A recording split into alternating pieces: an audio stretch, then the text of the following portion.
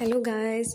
आज तो पिछली वीडियोस में हमने देखा था कि मुहावरे क्या होते हैं और उसके कुछ एग्जांपल्स किए थे। आज का हमारा जो टॉपिक है वो है अनेक शब्दों के लिए एक शब्द। कई बार क्या होता है कि हम पूरा एक वाक्य बोलने की बजाय हम एक वर्ड बोल देते हैं, जिससे हमें पता चल जाता है कि हम उस बारे में बात कर रहे हैं।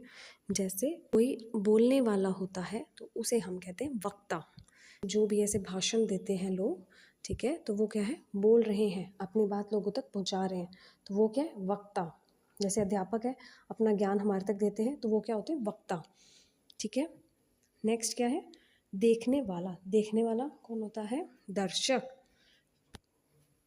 और अगर कोई चीज़ देखने योग्य होती है तो उसे बोलते हैं दर्शनीय। अब कई लोग ऐसे होते हैं जिनमें दया भाव ही नहीं होती, उनको क्या बोलते हैं हम, निर्दयी।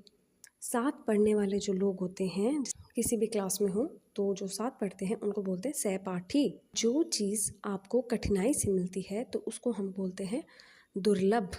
दुर्लभ मतलब कि वो चीज़ वो चीज़ आप लोगों को बहुत कठिनाई से मिली है।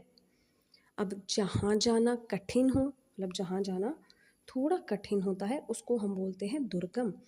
कि जैसे कि दुर्गम रास्ता था। ठीक है। हमने पढ़ा था जिसके हृदय में दया ना हो वो निर्दयी, तो जिसके हृदय में दया होती है उसको हम बोलते हैं दयालु।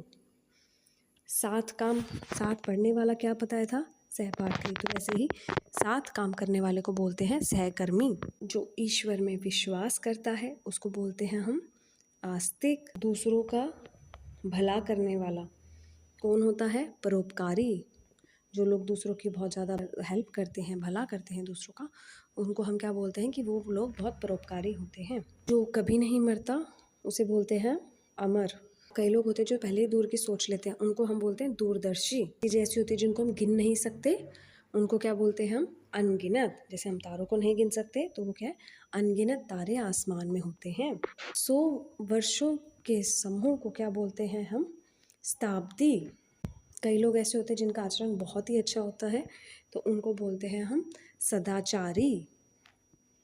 जो बिल्कुल ही हमारे आँखों के सामने होता है वो, उसको हम बोलते हैं प्रत्यक्ष, कि ये चीज़ प्रत्यक्ष रूप से हमारे पास है।